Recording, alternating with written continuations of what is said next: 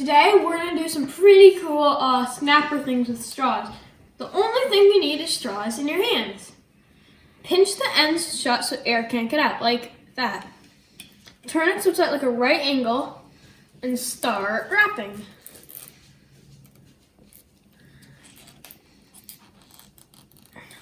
You flick it, then you need to flick it.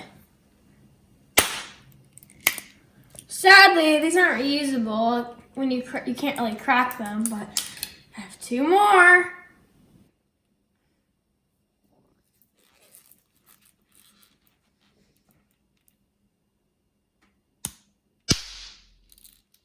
That was a really good one. Thanks for watching and please subscribe.